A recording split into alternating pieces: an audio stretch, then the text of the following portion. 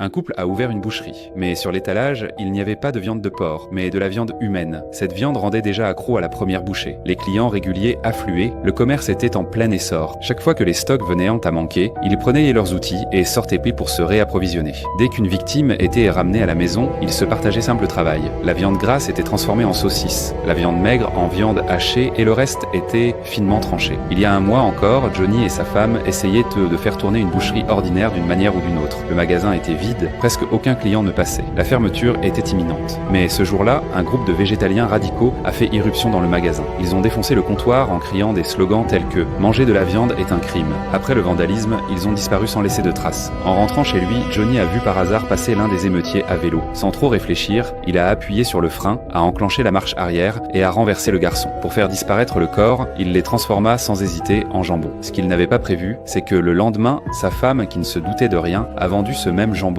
à un client. Et ce fut encore pire. Le client est revenu le jour même, enthousiaste et plein d'éloges. « Je n'ai jamais mangé une viande aussi aromatique. Il m'en faut plus pour mes amis. » À partir de là, les commandes ont explosé. Un jour, ils ont invité des amis à dîner. L'un des convives avala accidentellement un pacemaker qui était caché dans la viande. La situation était embarrassante. Ils prétendirent qu'il s'agissait sans doute d'une blague macabre d'un ancien client. Quelques jours plus tard, un policier s'est soudainement présenté devant le magasin. Johnny devint nerveux, mais le policier se contenta de dire que la viande avait un goût inhabituel et qu'il soupçonnait que ce n'était pas du porc. Au moment où Johnny s'apprêtait à trouver une excuse, leur chien est sorti de la maison avec un bras arraché dans la gueule.